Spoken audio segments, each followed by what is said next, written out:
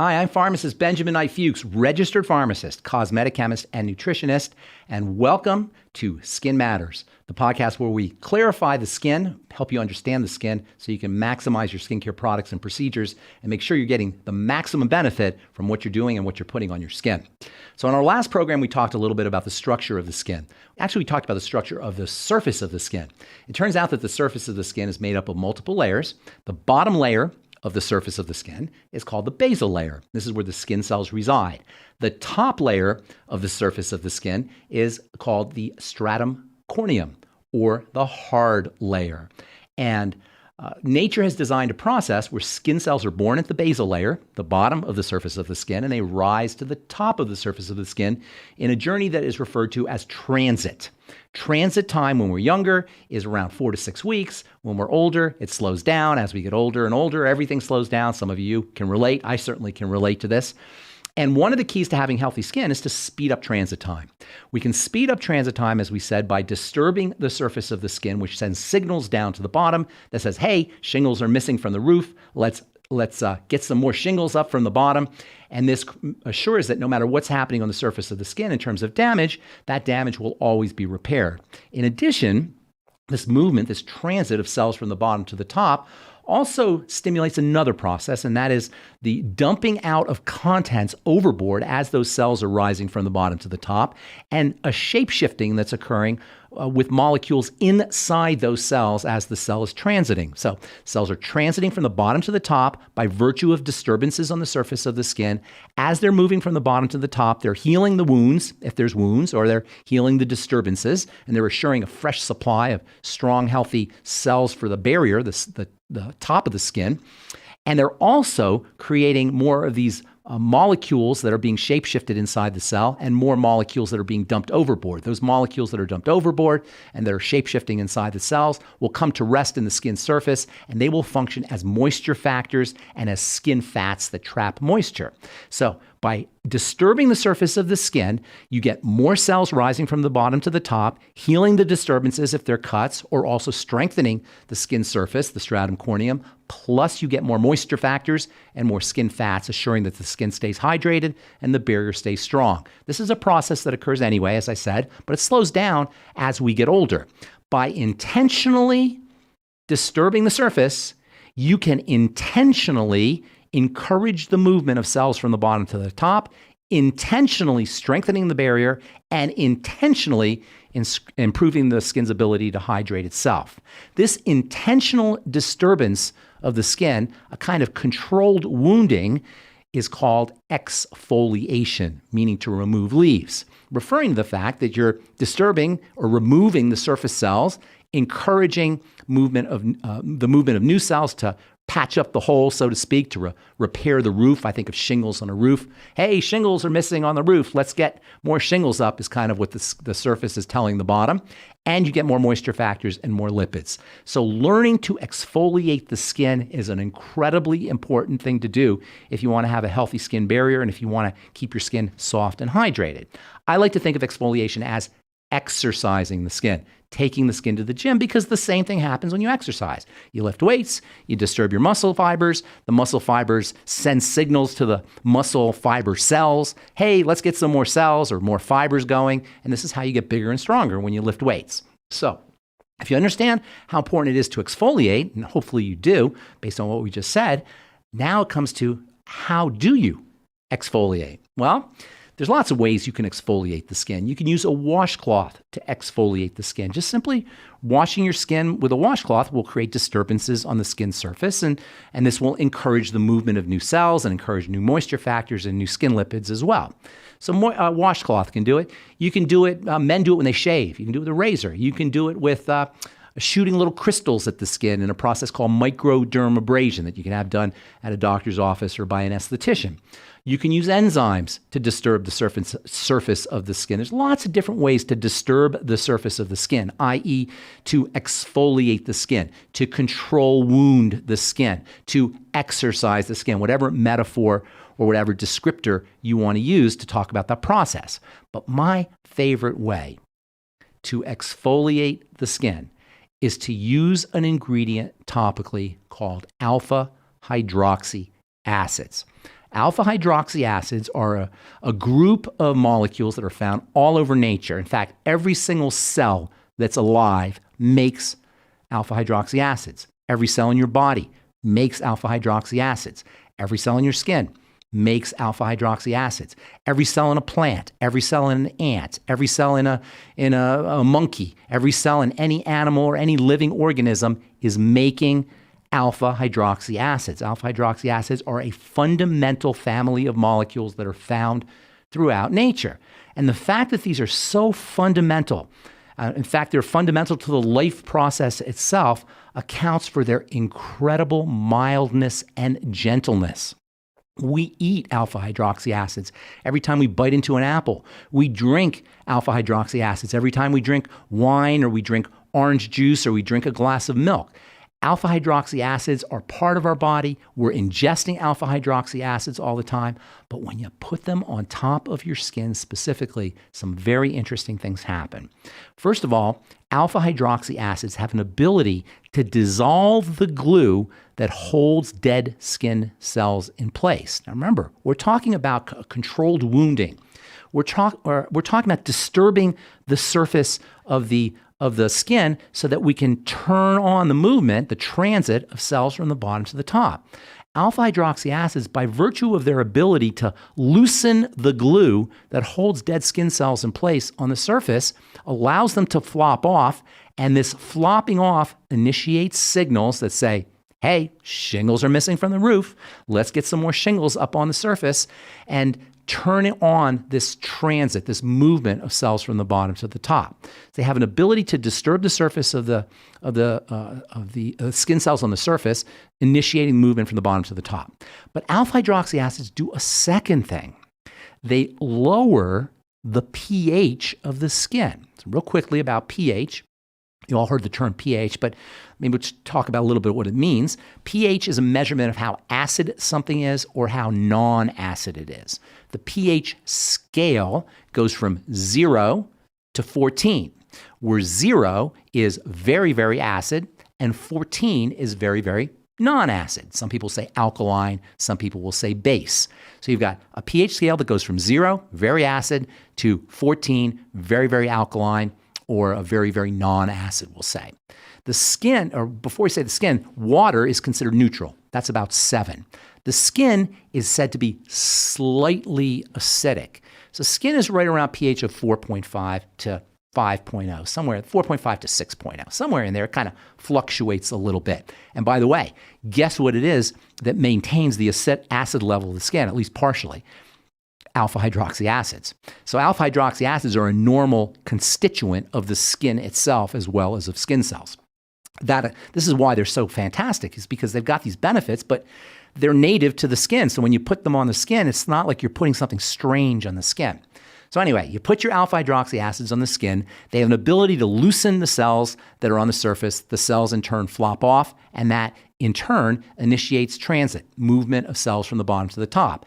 As we get older, transit time slows down. So this is a way that you can reverse the aging process, at least in terms of transit time, by speeding up the movement of cells from the bottom to the top. So instead of 8 weeks, it's now 4 weeks or 5 weeks or 6 weeks. Instead of having a transit of an older person, now you have the transit of a younger person.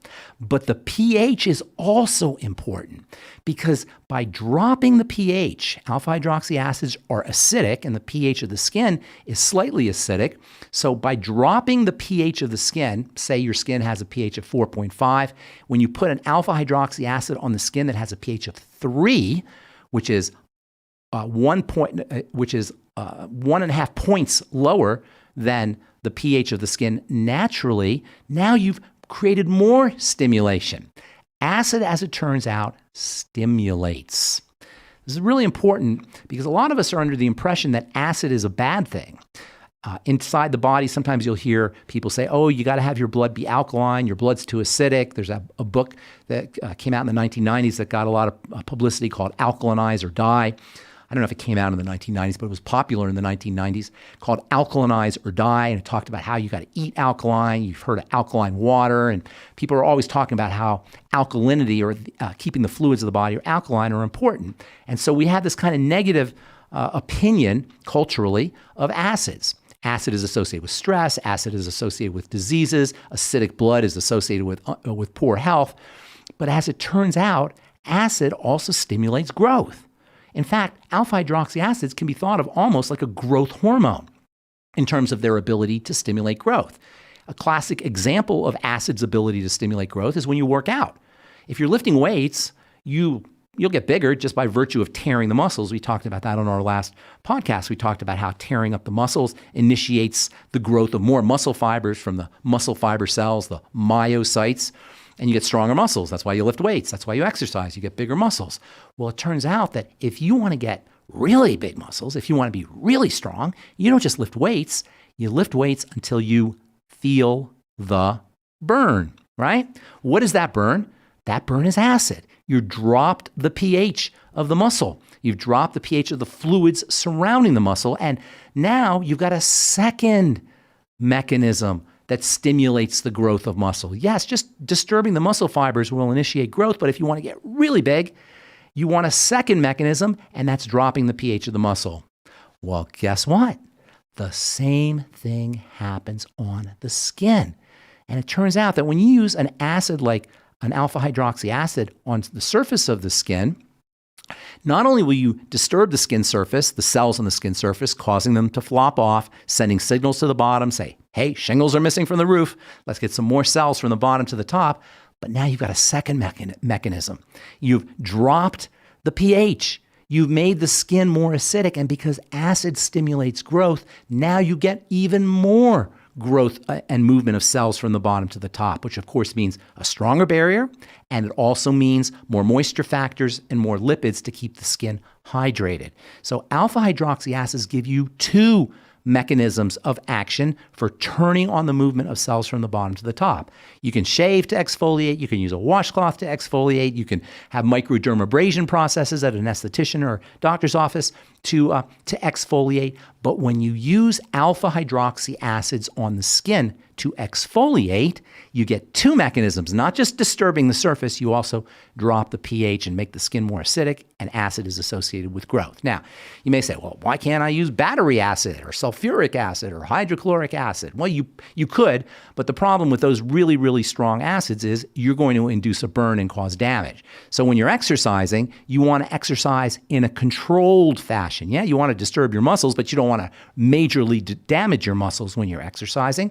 Likewise, when you're exfoliating the skin, you want to disturb the skin surface, but you don't want to create major damage on the skin surface. So you need acid, but you don't want too much acid. Or you need to exfoliate, but you don't want too much exfoliation. There's kind of a sweet spot. And it turns out that alpha hydroxy acids naturally have that sweet spot. Alpha hydroxy acids typically are going to have a pH, depending on the concentration and depending on how diluted they are, somewhere around 2 or 3. I like to have a pH in my alpha hydroxy acid solutions that I use for patients to take home, somewhere around 3. If I'm making an alpha hydroxy acid peel for use in a salon, I like the pH to be around 2 or even 1.5 to 2. Now, alpha hydroxy acids come in various forms really. The most popular form is known as glycolic acid, and that's pretty much your go-to alpha hydroxy acid. That's the one that has the most research associated with it, and that's the one that most products will contain, most alpha hydroxy acid products will contain. They'll typically be in a take-home product that you buy in a store, somewhere between 1 and 5%. When I'm formulating alpha hydroxy acid products, I'm going for higher pHs, usually between 5, or higher concentrations, between 5 and 10%. I like my pHs to be around 3. A typical store product will be a higher pH and less effective because it's a higher pH, typically around 4 or 5. So you want to look for for maximum effects, you want to look for alpha hydroxy acids that have a pH of around 3-ish or so and have a concentration of between 5 and 10%. If you're an esthetician or you're a professional, you're going to go lower in pH and you're going to go higher in concentration. So glycolic acid is the most commonly used alpha hydroxy acid. Another alpha hydroxy acid that's not quite as commonly used as glycolic acid is called lactic acid. Now, lactic acid has a bigger molecule is a bigger molecule than glycolic acid. So it tends to sit on the surface of the skin, and it also tends to attract moisture more effectively. So you'll find lactic acid in products that are designed for more sensitive skin types, or also for skin types that are drier. When I'm formulating a lactic acid product, I'm typically going to formulate it between 5 and 15%, and I'll keep the pH again right around 3.0. I like lactic acid because it's a bigger molecule, so it doesn't penetrate as deeply, so it's more appropriate for sensitive skin, and also it hydrates the skin more effectively. But for anti-aging purposes, if you're looking for more anti-aging purposes for your alpha hydroxy acid products, you're going to want glycolic acid. And by the way, glycolic acid will also trap some water. Glycolic acid is not that far off from lactic acid in its chemical structure that it would not have some water trapping properties. Water trapping in biochemistry is called hygroscopicity or hygroscopic. A hygroscopic molecule is a molecule that traps water. Glycolic acid is still hygroscopic, even though not as much as lactic acid. Another hydroxy acid is not quite an alpha hydroxy acid, and that's called salicylic acid.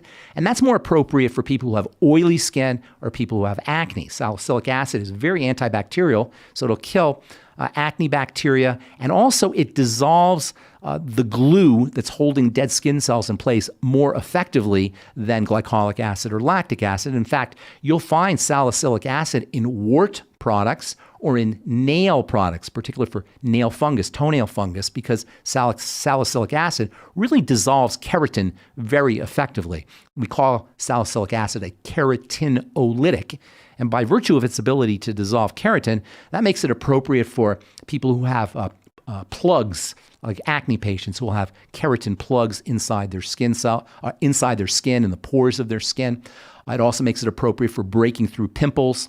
And also it has more antibacterial effects than lactic acid and glycolic acid, although both of those will also have some antibacterial properties. Salicylic acid is even more antibacterial. So salicylic acid has got the same kind of stimulating effects that your alpha hydroxy acids, glycolic acid and lactic acid have, but it has more antibacterial properties, and it dissolves keratin a little bit more effectively, making it more appropriate for acne patients, for patients who have pimples and blemishes, or who have clogged pores.